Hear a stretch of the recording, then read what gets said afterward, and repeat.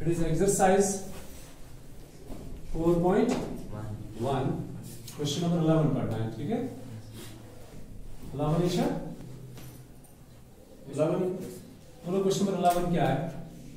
P of n is 1 divided by 1.2 into 3. So 1 divided by 1 into 2 into 3 plus 1 divided by 2, 3, 4 plus 1 divided by 3, 4, 5. ये multiplication है, ठीक है। 1 into 2 into 3, 2 into 3 into 4, 3 into 4 into 5. अब आपने pattern को खुद ही समझा है। What's the pattern? तो swan up to 1 divided by it's n, फिर 1 के बाद 2 है मतलब 1 plus 1, 2 के बाद 3 है मतलब 1 plus 2, it's n into n plus 1 into n plus 2 किसके बराबर है? n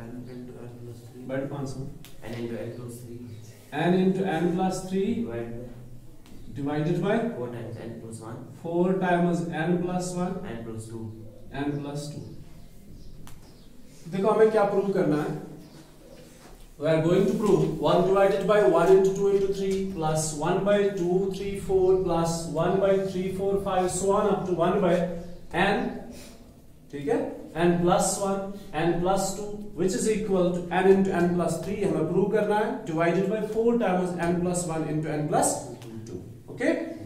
पहला स्टेप क्या होता है? What's the first step? The first step is ये प्रूफ है,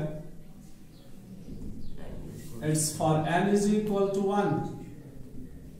For n is equal to 1, it's the first term p of 1. एक ही टर्म आपने लेनी है. n is equal to 1 means एक term. It's 1 divided by 1 into 2 into 3 which is equal. Right में क्या करना है? n का वैल्यू 1 लेना है. It's 1 into 1 plus 3 divided by 4 into 1 plus 1 into 1 plus 2. जहां पे n है वहां पे हमने क्या लिया? 1 लिया. It's 1 divided by 1 into 2 into 3 is 6 which is equal to 1 plus 3 is 4 divided by 4 into 2 into 3. नहीं समझे? समझ आया क्या किया? 4 and 4 cancel. It's 1 by 6 is equal to 1 by 6. ये true है, hence result is true. Hence result is true for n is equal to 1. ये हो गया पहला स्टेप. अब सेकंड क्या है? सेकंड इज फॉर, यहां पे लिखते हैं for n is equal to k. This is second step. For n is equal to k. For n is equal k हम क्या करते हैं? Assume करते हैं ये सही है, true है, ठीक है। हम जहां पे n है वहां पे किसको रिप्लेस करते हैं? k. It's p of k is such that it's 1 by 1, 2, 3, 1 by 2, 3, 4 so on up to third term लिखने की जरूरत नहीं है, ठीक है। हमने पैटर्न को समझा है. It's 1 by then it's k into k plus 1 into k plus 2 which is equal to right में n को रिप्लेस करेंगे with k, ठीक है। It's k into k plus 3 divided by 4 times k plus 1 into k plus 2, ठीक है। ये भी सही है, इसको हम सही मानते हैं. ये पहला स्टेप हो गया for n is equal to 1 जो बहुत आसान होता है. for n is equal to इससे भी ज्यादा आसान है, ठीक है, क्योंकि हम इसमें एज्यूम करते हैं ये स्टेप सही है, ट्रू है. अब तीसरा स्टेप क्या होता है? for n is equal to k plus 1. इसको यहां से इरेज हम करते हैं, तीसरा स्टेप प्रूव करेंगे. Now third step number third. Step third is for n is equal to k plus 1. क्या करते हैं इस वाले स्टेप में? हम इस वाले स्टेप में पैटर्न को समझना होता है और फिर हम इसमें एक और टर्म को जोड़ते हैं. ये k टर्म्स है यहां तक. इसके बाद नेक्स्ट टर्म देखेंगे वो कौन सी टर्म है, उसको दोनों साइड से ऐड करेंगे, ठीक। जब ऐड करेंगे तो आंसर हमारा क्या आना चाहिए? द आंसर इज n की जगह लिखो जरा k plus 1 into k plus 1 plus 3 is k plus 4 divided by 4 into n की जगह k plus 1 is k plus 2, then n की जगह k plus 1 plus 2 is k plus 3। ये हमने लिखा सिंप्लीफाइड फॉर्म। कौन सा फॉर्म? और यही हमारा आंसर होना चाहिए। फिर उसको मॉडिफाई कर सकते हैं अपने तरीके से। You got it? ठीक है कि भूल गए हो ईद की वजह से? याद है क्या करना होता है? For n is equal to 1 सबसे पहले हम करते हैं कॉपी पेस्ट। k टर्म्स तक जितना सम है उसको कॉपी और पेस्ट करते हैं। अब करो copy paste. It's p of k plus 1 is such that it's 1 by 1 2 3, नीचे लिखते थे। It's p of k plus 1 is such that 1 by 1 2 3, 1 by 2 3 4, so on up to 1 by k into k plus 1 into k plus 2। यहां पे एक और term के लिए जगह रखते हैं विच इज इक्वल टू। अब ये राइट साइड में हमने क्या किया? कॉपी पेस्ट किया। k टर्म्स है, ये कितनी टर्म्स?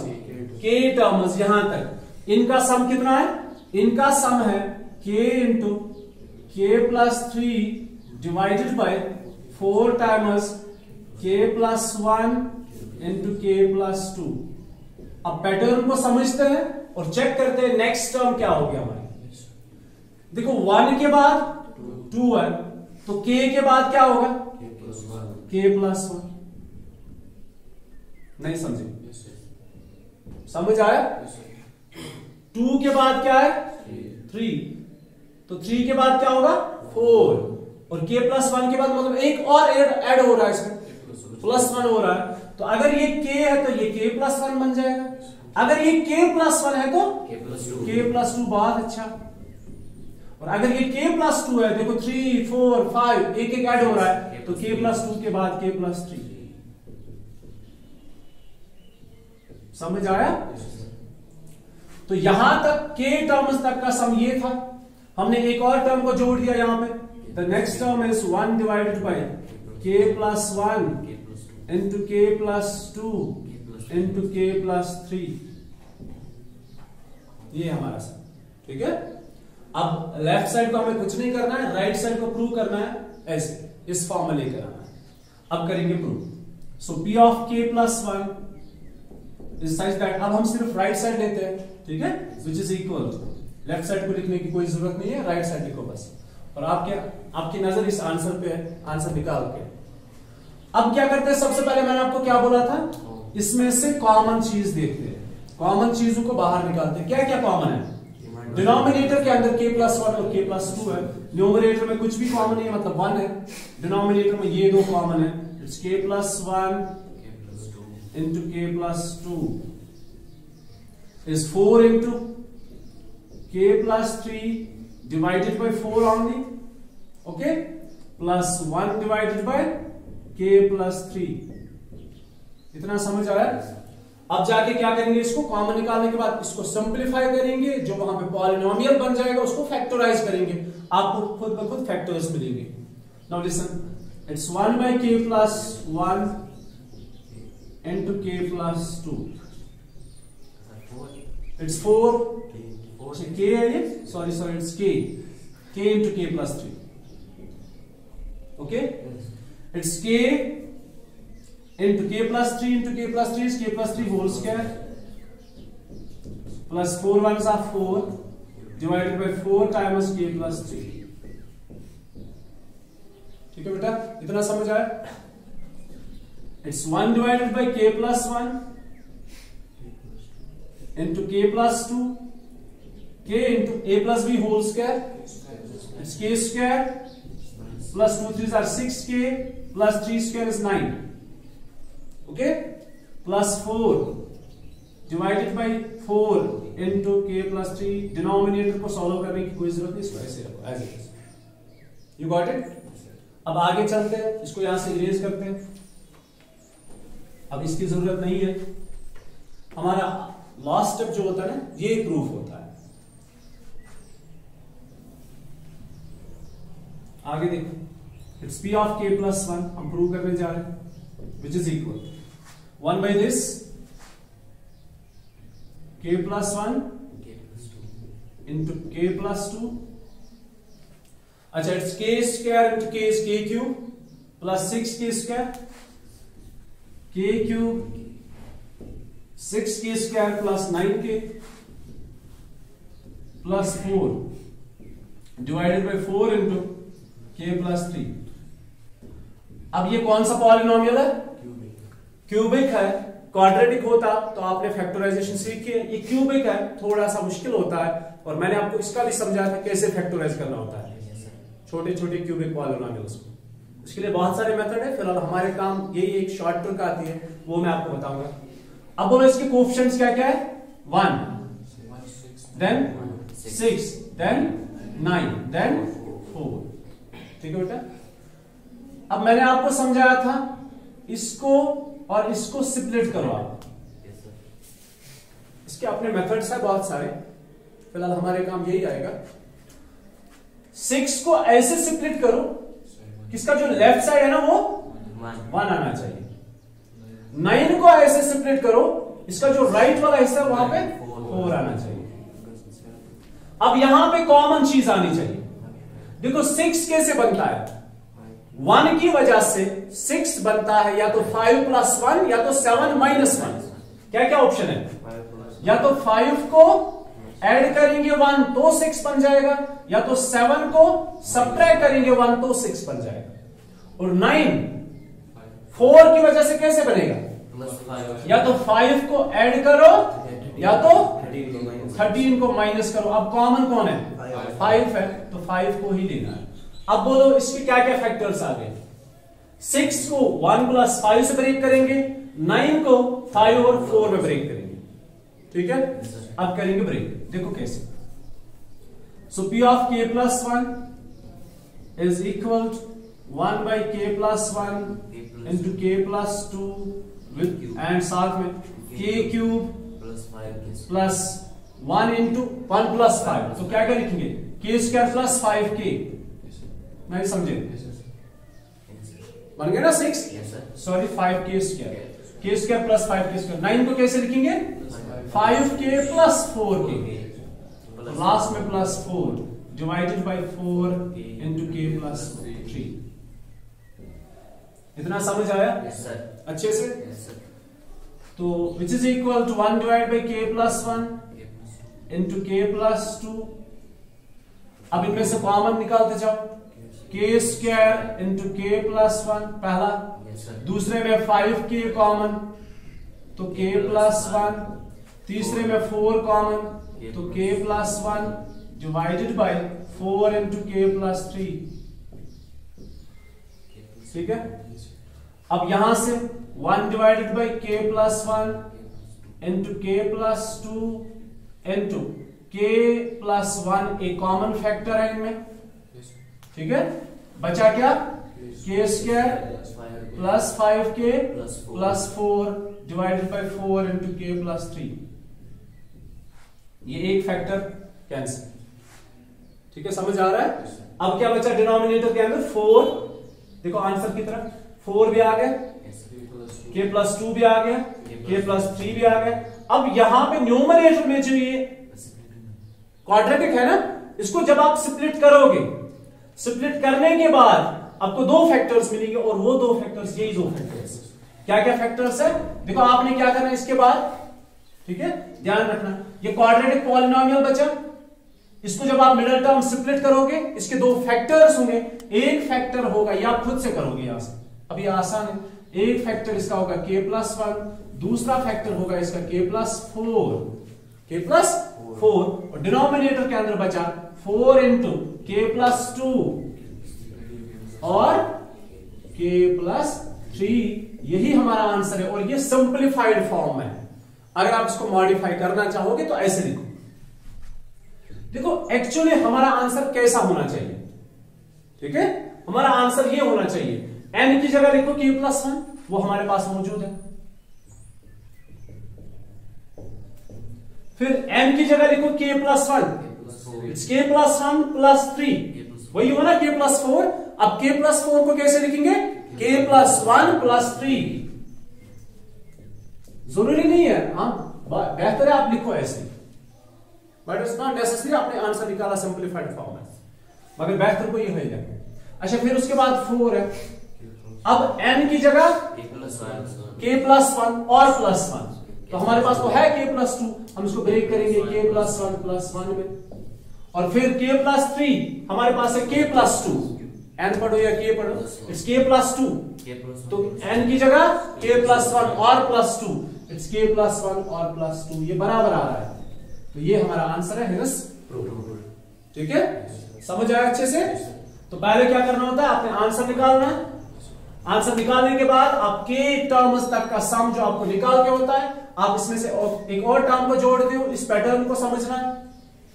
ठीक है, पैटर्न को समझना है, इसी टर्म को जोड़ना है।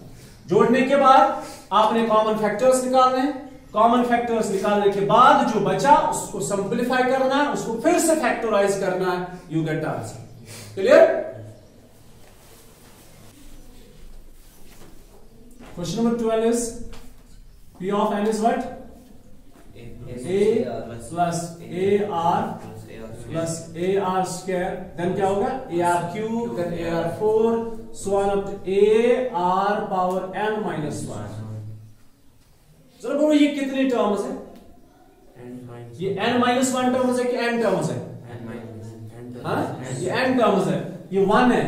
अब यहां से काउंट कर रहे हो 1 2 3 4 n minus 1, ये भी एक टर्म है ना, जीरो वाली टर्म, वो उसमें जुड़ जाएगी तो n टर्म्स है, ये सारी n टर्म्स है, इसीलिए हम लिखते हैं p of n which is equal to a into r power n minus 1 divided by r minus 1।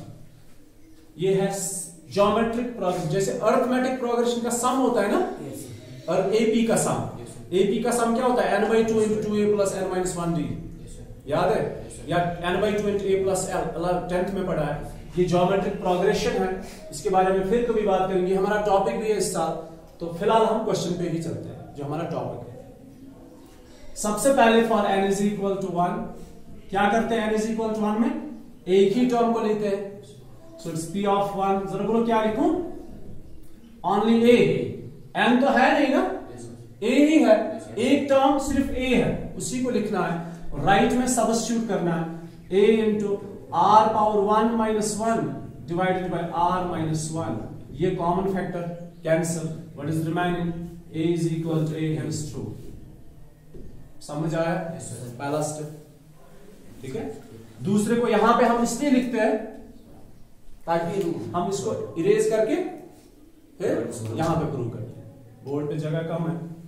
तो second step is for n is equal to k। आपको समझ आया मैं यहां पे क्यों लिखता हूं? क्यों? क्यों लिखते हैं?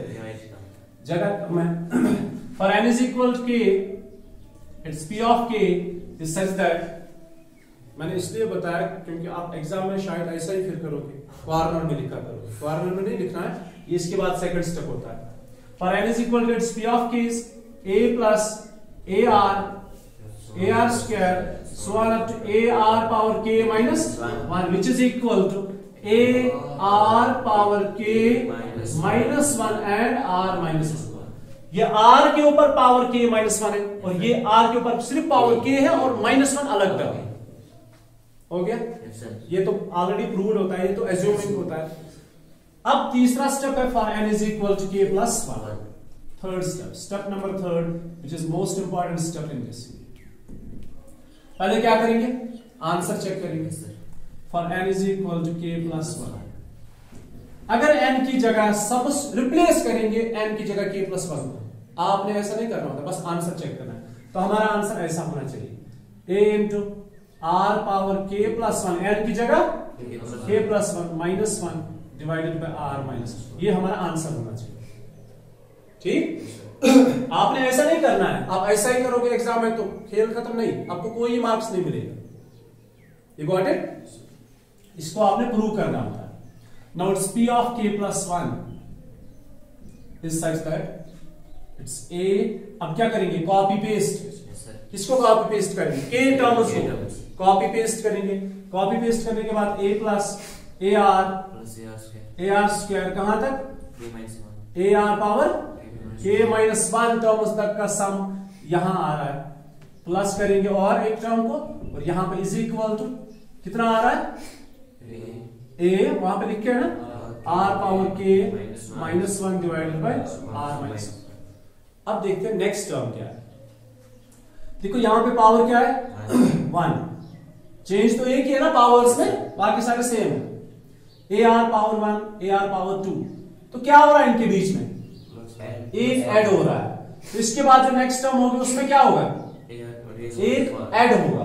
नहीं समझे, 1 के बाद 2 है, कैसे 2 है 1 प्लस 1, 2 के बाद 3 होगा, कैसे होगा 2 प्लस 1, 3 के बाद 4 होगा, कैसे होगा 3 प्लस 1, और k माइनस 1 के बाद क्या होगा k माइनस 1 प्लस 1, ये और ये cancel, so it's k only. So next term होगी a r पावर k, इसी टर्म को यहां से भी जोड़ देंगे a r पावर k। अब इसको करेंगे prove. p of k plus 1, मैं एक बार फिर से लिखता हूं इसको, a into r power k minus 1 divided by r minus 1 plus a r power k। यहां पे कोई चीज कॉमन नहीं है, नहीं है ना कॉमन, तो सीधे क्रॉस मल्टीप्लाई करेंगे। It's a r power k minus a once r a plus a, देखो a r k और r, a r power k और r मल्टीपल किया, minus a r k into 1।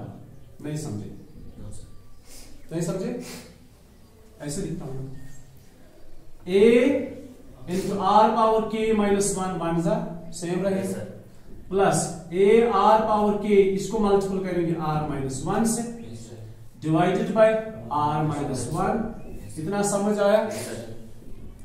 a r power k multiple किया, a power k multiple किया, a r power k और r multiple किया, a r power k 1 किससे multiple किया, divided by r minus 1। समझ आया नहीं आया अच्छे से, इसमें से ये cancel, so it's remaining here, remaining is this a r power k and r, ये फिर माइनस a पावर k। समझ आया, समझ आया नहीं आया, डिवाइडेड बाय r माइनस 1। ये सिर्फ a है ना, सॉरी सॉरी, ये सिर्फ a वन सा a है और ये a है। अच्छा व्हाट्स कॉमन, अच्छा पहले लिखो a r power, when base are same power should be added, is k plus 1 minus a divided by r minus 1।